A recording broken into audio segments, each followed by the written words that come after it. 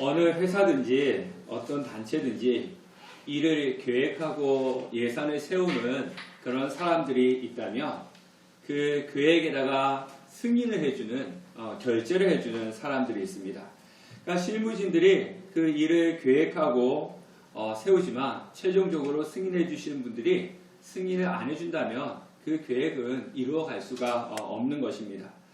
그러기에 자신이 생각하기에 너무 좋은 계획이고 너무나 좋은 것이라 할지라도 수많은 시간과 노력을 투자했다 할지라도 최종적으로 결제 사인이 떨어지지 않으면 그 수고는 물거품이 되어버리는 것이 우리가 살아가는 현실인 것 같습니다.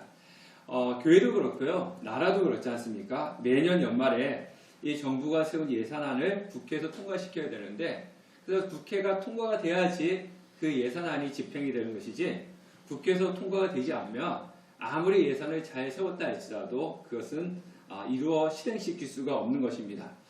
자, 여기 계신 여러분들은 집에서 집을 이사를 간다든가 아니면은 큰 물건을 산다든가 이런 계획들이 있을 거 아닙니까? 근데 최종적으로 결정을 하시는 분들이 있지 않습니까? 여러분들이 하십니까? 아니면 다른 분들이 하십니까? 물론 여러분들이 하시기도 하고 또 서로 의논해서 결정을 하시기도 하지만은 어찌되었든지 최종 결정이 있어야지만이 물건을 살 수도 있고 이사를 할 수도 있는 것입니다. 인생이라고 하는 것이 다 똑같은 것 같습니다. 사람들은 살아가면서 많은 계획을 세웁니다. 올 한 해 시작하면서 여러분들도 계획을 세우셨죠. 올해는 이것을 해보겠다. 오늘은 이것을 하겠다. 계획을 세우셨고 그리고 그 계획을 위해서 지금 노력하고 계시고 또 이미 이루신 것도 있을 것이고 아니면 진행되고 있는 것도 있을 것입니다. 근데 이제 시간이 지나서 연말이 되면은 또 대부분 많은 분들이 내가 연초에는 이런 계획을 세웠는데 이것은 이루어졌고 이것은 못했네. 그래서 그 결산을 아마 하실 것입니다. 그러면서 이거는 내가 왜 못했을까? 그러면서 내년에는 꼭 해야지. 이런 계획을 세우지 않습니까? 대체적으로 많은 분들이 이 연말이 되면 다시 세우는 계획이 뭡니까? 우리 여성분들은 연초에 되면은 다이어트를 해야지 했는데 실패해가지고 내년에는 꼭 해야겠다. 우리 또 신앙인들은 올해는 어떻게든지 성경을 한번 다 읽어야겠다. 이렇게 계획을 했는데 연말에 가서는 다 읽지 못해가지고 내년에는 필히 성경을 한번 읽어보겠노라. 이렇게 계획을 또 세우지 않습니까? 우리 여기 젊은 청년들이 있는데요. 저도 그랬던 것 같아요. 이 젊었을 때는 뭐든지 내가 열심히 노력하면은 다 이룰 수 있는 것 같습니다. 그래서 이것도 할 수 있을 것 같고 저것도 할 수 있는 것 같은데 근데 우리 집사님들 공감하시겠지만은 열심히 노력을 했지만 살아가다 보니까 내가 생각했던 대로 내가 계획했던 대로 이루어지지 않는 경우들이 더 많더란 것입니다. 그래서 사람들이 하는 이야기가 무엇입니까? 인생이라고 하는 것은 내 마음대로 되는 것이 아니다 라는 것이 인생을 살아가신 분들이 한결같이 하시는 말씀입니다. 자, 오늘 성경 1절 말씀에 보면요. 마음의 경영은 사람에게 있어도 말의 응답은 여호와께로부터 나오느니라 이렇게 말씀을 하고 있습니다. 여기서 경영이라고 하는 것은요. 이게 배열하다, 한 줄로 세우다라고 하는 그런 의미를 가지고 있습니다. 쉽게 말하면 이 잔치집에 요즘은 이제 집에서 잔치를 하는 경우들이 많지 않습니다. 다들 이제 식당이나 뷔페 가가지고 이제 잔치를 하는데요. 예전에는 다 집에서 했습니다. 손님들이 집으로 와가지고 집에서 이제 잔치상을 차렸는데요. 이렇게 손님들이 오실 때마다 하나씩 늘어나는 것이 있지 않습니까? 상이 늘어나죠. 그래서 손님이 조금 왔을 때는 상을 하나, 두 개 놨다가 손님이 계속 오면은 상을 계속 배열을 합니다. 그래서 경영이라 하는 것은 뭐냐면 상을 계속 배열하는 것처럼 계속 놓는다라고 하는 그런 의미를 가지고 있습니다. 그런 것처럼 상을 계속 세워놓는 것처럼 배열하는 것처럼 사람은 살아가면서 계속 계획을 세운다는 것입니다. 오늘은 우리가 돈을 벌 거야 라고 하는 그런 계획을 세웠다면은 돈을 벌기 위해서는 오늘은 이것을 하고 내일은 저것을 하고 모레는 또 무엇을 하고 이런 계획을 계속 세우는 것이고요. 또 내가 1등을 하겠다라고 계획을 세웠다면 그럼 1등을 하기 위해서 오늘은 이것을 하고 다음 달에는 이것을 하고 계속 이렇게 계획을 세워나가는 것입니다. 그래서 사람은 살아가면서 끊임없이 계획을 세워가는 것이 우리의 모습인 것 같습니다. 그런데 그 결과는 우리의 손이 있지 않다는 것입니다. 마음대로 생각을 할 수 있어요. 사람이 생각하는 것은 쉽지 않습니까? 그죠? 그래서 뭐 올해 무엇을 하면은 내가 연말에는 뭐가 얼마큼 되겠다. 이런 생각들은 얼마든지 할 수 있습니다. 왜? 생각은 자유이기 때문에 그렇습니다. 그런데 결과는 내 손에서 나오는 것이 아니라 하나님의 손에서 나오는 것입니다. 1절의 말씀에 말행답은 여호와께로부터 나오느니라. 우리가 오늘 읽은 성경에는 이렇게 말씀하고 있는데요. 표준 새 번역에는 이렇게 번역을 해놨습니다. 계획은 사람이 세우지만 결정은 주님께서 하신다. 이렇게 번역을 했습니다. 즉 계획은 우리가 세우는 것은 맞습니다. 그런데 그것을 결정하고 최종적으로 승인을 도장을 찍는 것은 하나님께서 하신다는 것입니다. 그래서 인생의 결과는요, 내 자신의 손에 달려있는 것이 아니라 누구 손에 달려있다는 겁니까? 하나님의 손에 달려있다는 것입니다. 그래서 이 땅에서 이루어지는 것은요, 우연이 없습니다. 자, 여러분들이 이 함께하는 교회에 오시게 된 것도 우연히 일어난 것은 절대로 아니라는 겁니다. 오늘 이 시간에 여기서 예배드리는 것도 우연히 이루어진 것도 아니고, 또 우리 많은 성도님들이 오셨다 가셨던 분도 있지만은 그분들도 그냥 우연히 왔다가 또 가시는 그런 일은 없다는 것입니다. 모든 것이 다 어디에 속해 있습니까? 하나님의 섭리 안에 있는 것입니다. 하나님의 섭리 없이는 이 땅에서 일어나는 것은 단 한 가지도 없습니다. 마태복음 10장 29절 말씀 보면요. 참새 2마리가 한 아사리온에 팔리지 않느냐? 그러나 너희 아버지께서 허락하지 아니하시면 그 하나도 땅에 떨어지지 아니하리라. 참새는 흔하지 않습니까? 물론 요즘은 이 환경적인 부분 때문에 참새들이 많이 사라지고 있지만 예전에 저 시골에서 자랄 때 보면은 이 참새는 흔한 것이었습니다. 그래서 보잘것없는 존재가 참새였죠. 근데 그 흔하고 보잘것없는 참새 하나도 날아다니다가 땅에 떨어지는 것조차도 하나님께서 허락하셔야지만이 이루어질 수 있는 것이지, 하나님께서 허락하시지 않는다면 그 흔한 참새조차도 땅에 떨어지는 법이 없다는 것입니다. 심지어 욥기서에 보면요, 욥에게 병을 주고 또 집안을 망하게 할 때도 이 사단이 누구한테 가서 허락을 받습니까? 하나님한테 가서 허락받습니다. 하나님 앞에 가가지고 내가 이렇게 하겠습니다. 허락을 받고 난 이후에 사단이 욥에게 와서 병도 주고 또 재산도 잃어버리게 하는 것입니다. 자, 그러면 하나님께서는 왜 우리가 세운 계획대로 이루어주시지 않는가라고 하는 겁니다. 우리가 이런 계획도 세우고 저런 계획도 많이 세우는데 그 세운 계획대로 다 이루어지게 해주시면 좋은데 왜 어떤 거는 이루어지게 해주시고 어떤 거는 이루어지지 않게 해주시냐라고 하는 겁니다.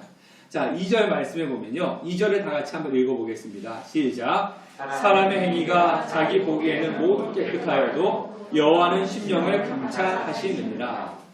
사람이라고 하는 존재는요, 나한테 관대합니다. 네. 그리고 자기 중심적인 존재가 사람입니다.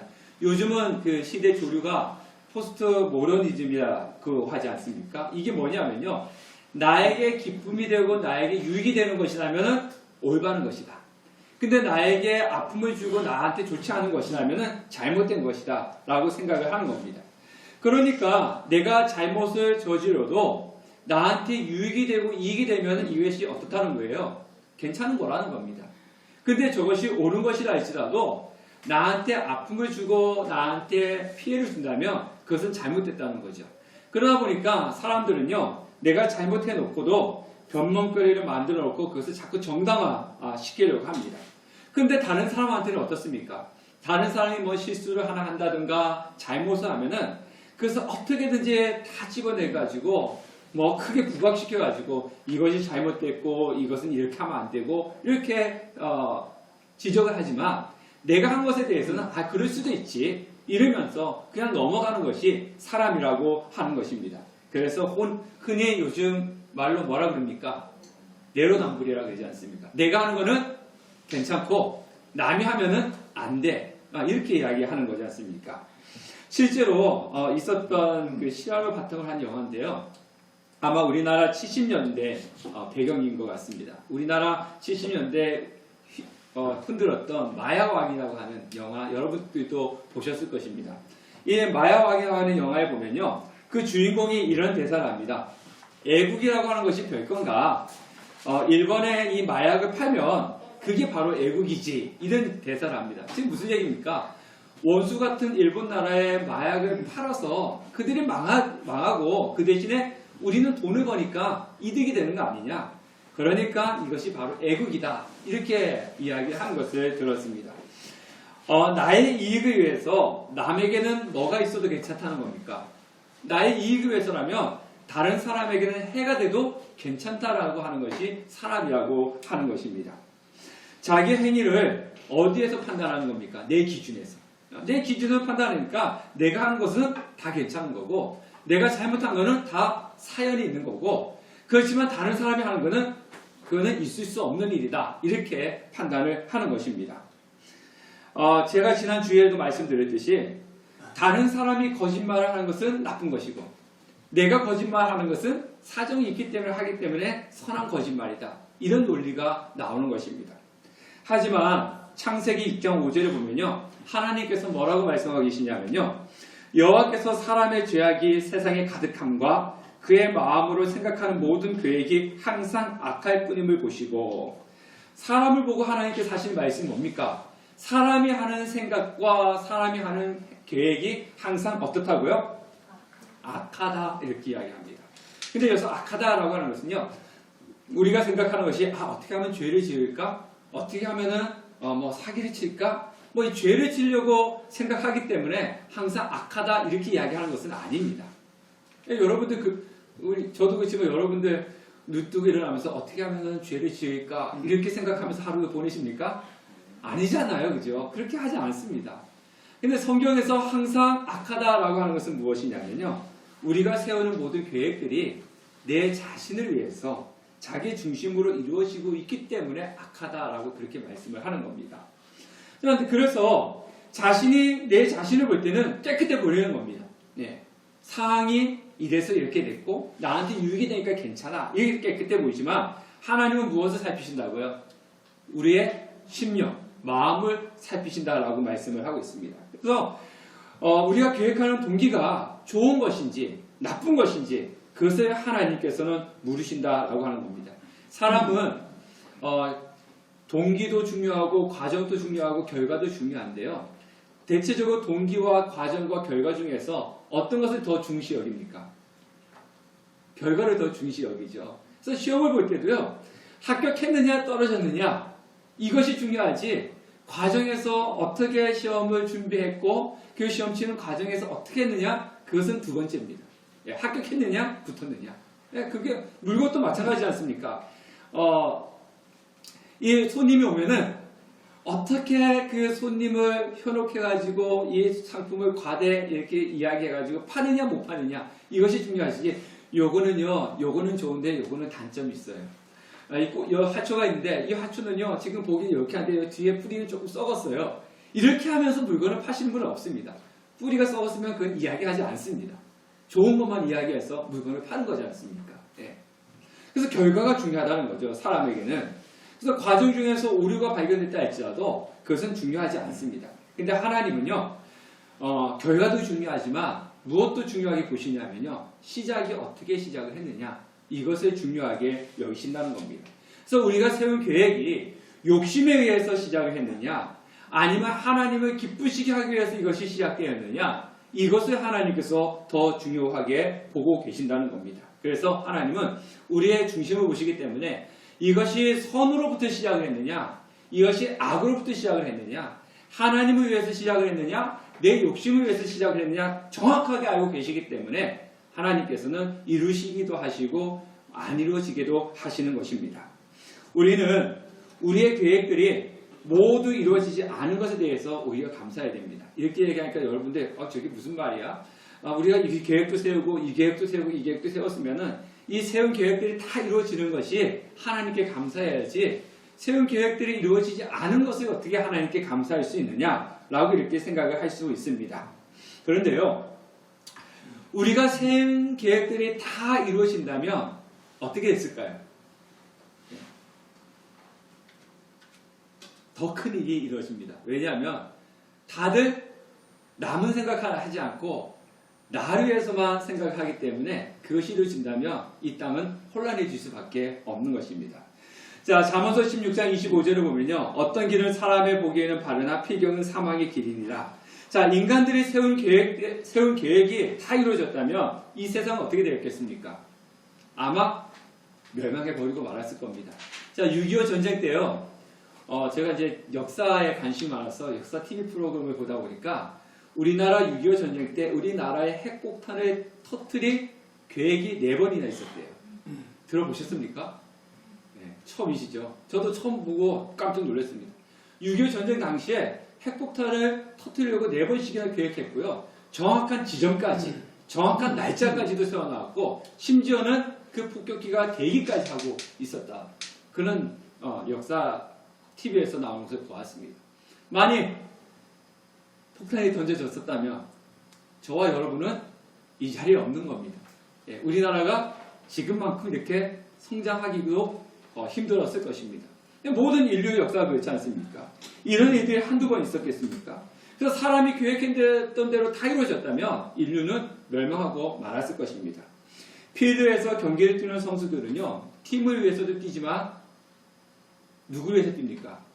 내 자신을 위해서 뛰는 거예요.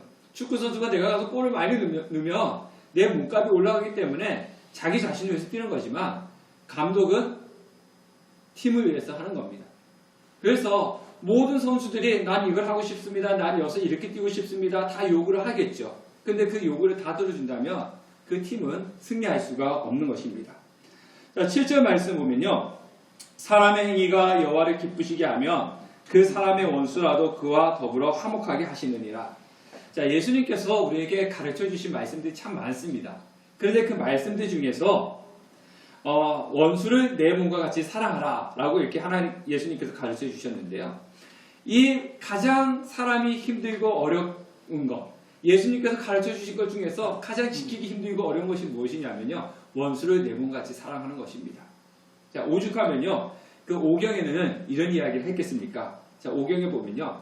아버지의 원수는 같은 하늘 아래 살 수가 없는 거예요. 그래서 여러분들 중급 이 무협지 보면요.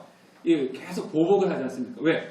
아버지를 죽인 사람과 어떻게 같이 같은 하늘 아래 살 수가 있느냐? 내가 죽든지 저 사람이 죽든지 해야 되는 거예요.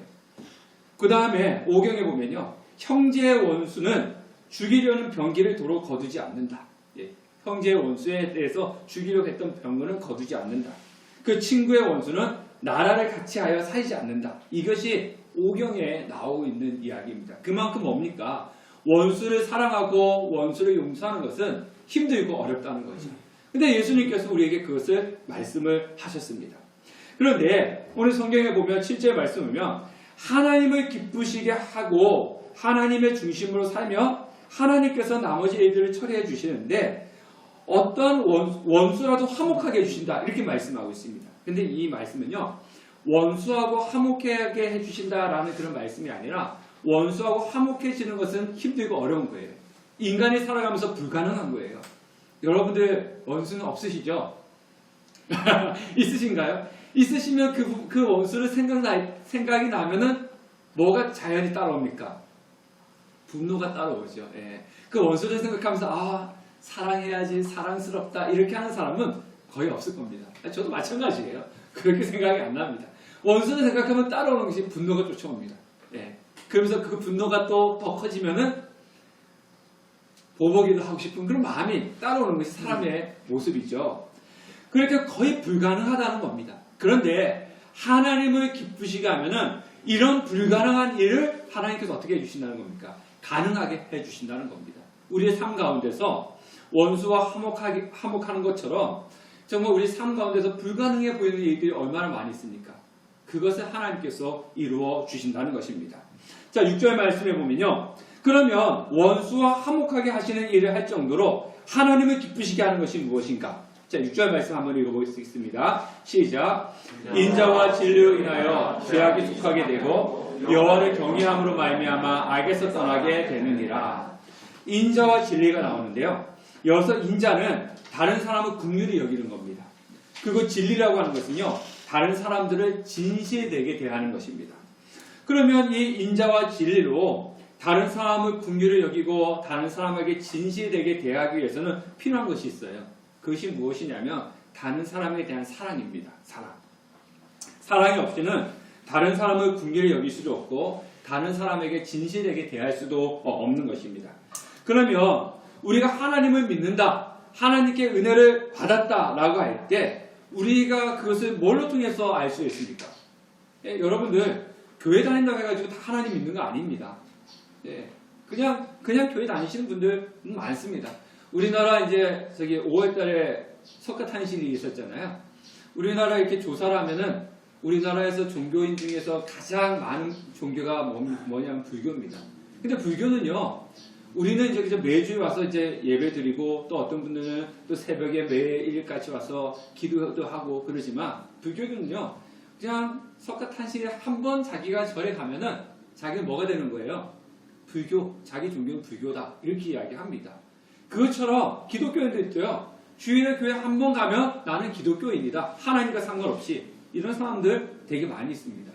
그러면 저 사람이 정말 하나님을 믿는지 그냥 교회를 다니는지 그래서 우리가 무엇으로 판단할 수 있겠습니까? 그냥 주일에 교회 와. 예수 안 믿어도 교회 온 사람 많습니다. 왜? 사람 만나러 가는 사람도 많습니다. 그럼 무엇으로 입증할 수 있냐는 겁니다. 그것은 다른 사람에게 대한 사랑으로 나타난다는 것입니다. 그래서 우리가 하나님을 사랑한다, 믿는다 라고 말하지만 우리 하나님 눈에 보입니까? 안 보이잖아요. 내가 그러면 눈에 보이진 않지만 늘 감각으로 느끼면서 살아가십니까? 아니지 않습니까? 그럼 내가 하나님을 사랑하는지 어떻게 여러분들이 압니까? 그리고 내가 하나님을 사랑하는지 어떻게 입증할 수가 있겠습니까? 그것이 바로 하나님을 사랑하게 되면 다른 사람을 사랑하는 것이 인자와 진리로 나타나게끔 되어 있다는 것입니다. 그러면 예수 믿으면 그것을 증명해야 되는 건데요. 우리가 2절에 보니까 우리의 계획은 항상 어떻게 한다고 했습니까? 자기 중심적으로 이루어지는 것입니다. 다른 사람을 배려하지 않는 내 중심적으로 계획을 세울 때가 너무나 많이 있습니다. 몇 년 전에 제가 학교 다닐 때 학교 다니시는 목사님들과 이야기하면서 나온 이야기입니다. 오래됐기 때문에 정확하게 기억을 하지 않는데요. 이제 교회가 이제 큰 교회들은 주일이 되면은 버스 운행을 하지 않습니까? 그죠? 성도님들을 모시고 위해서 버스 운행을 하는데 이제 분당에서 있었던 일인 것 같아요. 분당에서 되게 큰 교회가 이제 버스 이렇게 운행을 하는데 이제 성도님들이 타고 내리는 그 지점이 저희 교회처럼 이렇게 작은 교회 바로 앞에서 성도님들을 태우고 내리고 그랬답니다.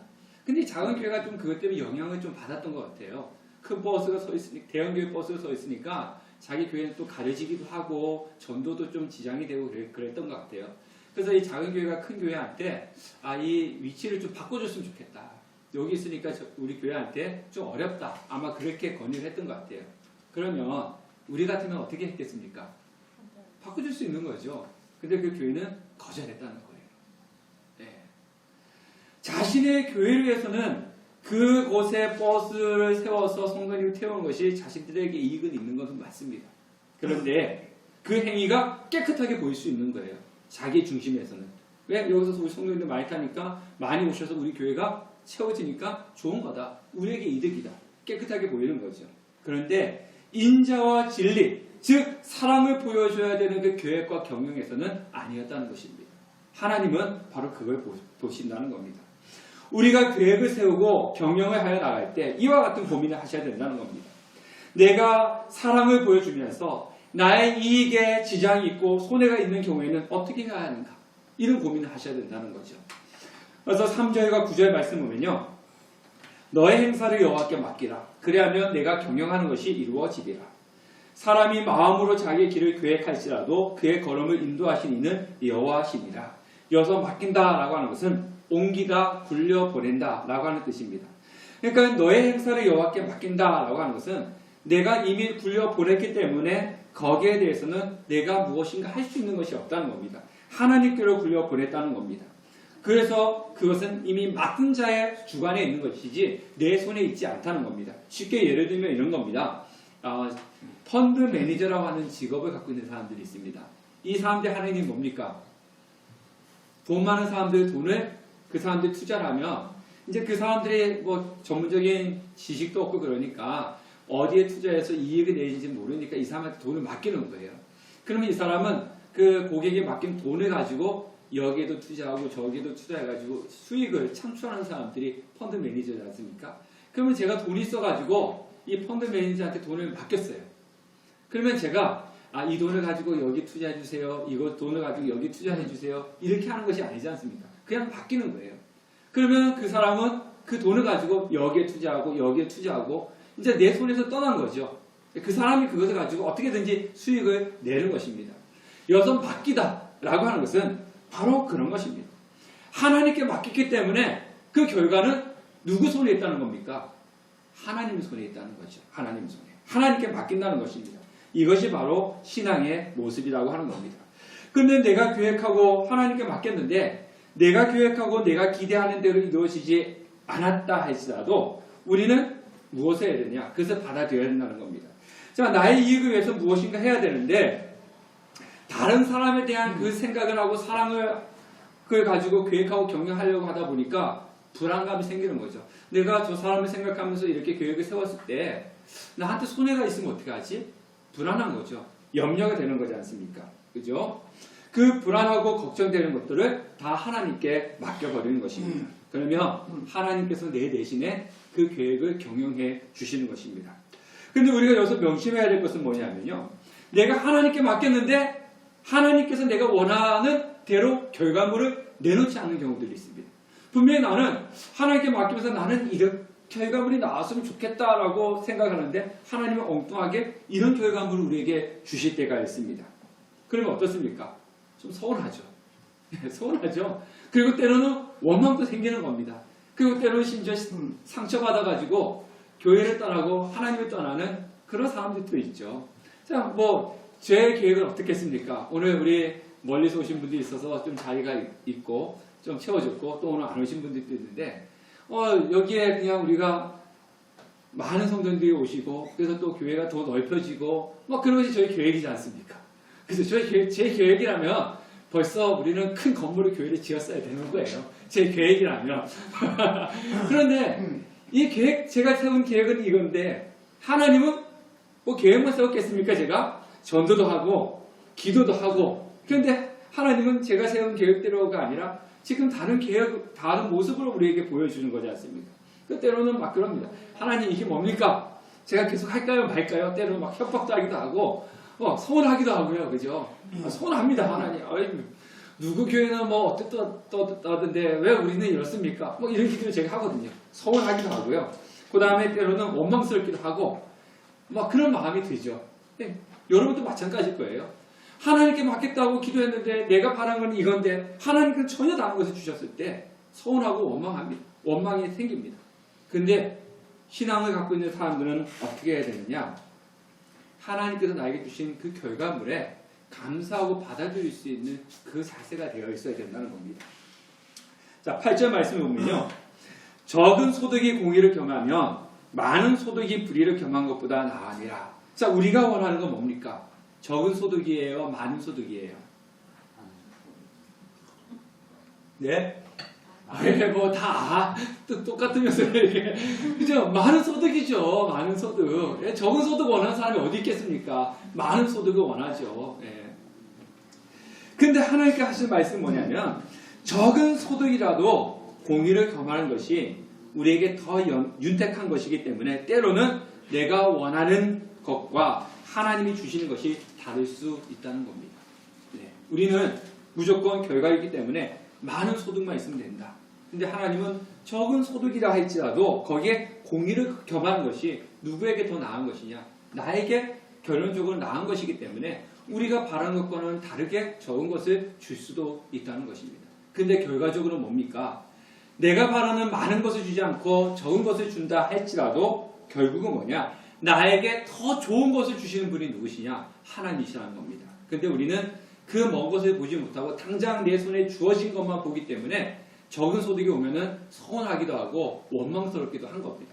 근데 길게 보면은 내 손에 적었더라도 공의가 가져왔기 때문에 결론적으로는 더 나한테 윤택한 결과를 하나님께서 보여주시는 것입니다. 오늘 말씀의 결론은요. 내가 내 걸음을 주장할 수 없다는 겁니다. 내가 내 인생의 계획과 경영을 세우지만은 그것을 최종 결정하시는 분은 누구시냐? 하나님이시라고 하는 겁니다. 그런데 그 하나님은 나에게 어떤 것을 주시는 분이시냐? 가장 적당한 것을 주시는 분이시라고 하는 겁니다. 우리 아이들이 있는데요. 우리 아이들이 있는데, 뭐 아빠한테 가가지고, 나 100만 원 주세요. 이렇게 이야기했어요. 그 100만 원 줄 수 있는 능력이 있거든요. 그렇다고 해가지고, 이 아이가 100만 원을 사용할 수 있는 그런 능력이 안 되는데, 요구한다 해가지고 그것을 다 줄 수 있는 것은 아닙니다. 저 아이에게 어떤 것을 줍니까? 가장 적당한 것을 주는 거죠. 적당한 거. 그런데 왜 나는 이것을 달라고 했는데 100만 원 달라는데 왜 나는 10,000원밖에 안 줍니까? 우리는 이렇게 이야기할 수 있다는 거죠. 근데 하나님 보시기에는 나에게 가장 적당한 것을 주시고 가장 좋은 것을 주시는 분이시라고 하는 것입니다. 내가 계획하고 경영한 것이 부족함을 아시고 나의 평안을 채우시는 분, 그것이 바로 하나님이십니다. 그리고 가장 좋은 길로 인도하시는 분이 바로 하나님이십니다. 그래서 우리는 하나님께 나의 모든 것을 내어 맡길 수 있어야 되는 것입니다. 잠언서 16장 33절 말씀 보면요. 사람이 제비를 뽑으나 이를 작정하기는 여호와께 있느니라. 자, 제비 뽑잖아요. 우리가 여러분 제비 뽑을 때 손 집어넣고 이렇게 뽑을 때 뭐가 나올지 모르지 않습니까? 그래서 뭐가 나올지 몰라요. 근데 그 제비를 뽑는 것은 내가 뽑는 것이지만은 그러나 그 일을 작정하시는 분은 바로 하나님이시다. 그래서 제비를 뽑는다는 말은요. 가만히 있으란 말이 아니에요. 하나님께 맡겨버리면 그럼 하나님께서 다 해주시겠지 이러고 가만히 있으란 소리 아니에요. 계획을 끊임없이 세워야 되고요. 그리고 그 세운 계획을 위해서 최선을 다해야 되는 거죠. 그러나 결과를 누구한테 맡겨놓은 겁니까? 하나님께 맡겨놓은 겁니다. 우리는 결과를 중요시해서 결과를 내가 어떻게 안으려고 하지만 계획도 세우고 그것을 위해서 최선을 다해서 노력을 하지만 결과는 하나님께 맡겨라. 하나님을 의지해라. 그러면 하나님께서는 내가 원하지 않은 대로 준다 할지라도 우리에게 가장 좋은 것으로 주실 것이다. 라고 그렇게 하나님께서 말씀을 하고 계시는 겁니다. 그래서 말의 경영은 사람에게 있어도 마음의 경영은 사람에게 있어도 말의 응답은 여호와께로부터 나오느니라. 이렇게 말씀을 하고 있습니다. 제가 금요일에도 말씀을 드렸는데요. 제가 요즘 이제 이 가요가 계속 내 귀에 맴도는 가요가 하나 있어요. 그게 뭐냐면 그 세상은 요지경이에요. 이제 청년들은 잘 모르겠지만 이제 우리 연세 드신 분들은 아는 노래지 않습니까? 이 세상을 제가 이렇게 보니까 정말 세상은 요지경인 것 같아요. 이 세상이 참 불공평해요. 선한 사람은 참 힘들게 살아가는 사람도 많고 악한 사람은 잘되게 살아가면서 이게 뭔가 제가 요즘 고민하면서 정말 세상은 요지경이다 이렇게 생각하면서 제 기도 제목이 하나 있습니다. 우리 금요일에 제가 말씀드렸는데요. 이 교회 목회를 참 순수하게 해보고 싶다라고 하는 그런 생각들이 많이 납니다. 네, 그래서 결과물, 제가 원하는 것도 우리 교회가 많이 성장하고 부흥되고 큰 교회가 되는 것도 원하는 것 중에 기도한 제목 중에 하나지만 그것보다 적은 소득이라 할지라도 참 하나님 앞에서 사람 앞에서 순수하게 이 목회를 해보고 싶다라고 하는 그런 마음이 요즘 들었습니다. 그래서 요즘 기도 제목이 하나님 저 순수하게 목회할 수 있게끔 해주세요. 이렇게. 왜? 너무 세상이 악하기 때문에 그렇습니다. 순수하게 목회를 해보고 싶은 거예요. 제가 오늘 왜 이런 이야기 하냐면요. 내가 이런 계획 저런 계획을 세웠다 할지라도 그것을 이루시는 분은 하나님이시지 않습니까? 그 결과를 하나님께 맡기는 거죠. 저는 제 욕심 같아서는 큰 결과물이 나오고 싶지만은 그 결과물을 주시지 않는다 할지라도 거기에 감사하며 정말 하나님께 주신 것에 만족하며 가는 것이 우리의 인생인 것 같습니다. 그래서 하나님께서 이루어지실 것을 믿고 하나님께 모든 것을 내어 맡기고 살아가는 우리 성도님 되실 때 하나님께서 나에게 가장 좋고 가장 유택한 것으로 채워주실 것을 믿는 우리 성도님 되시기를 주님의 이름으로 축원합니다.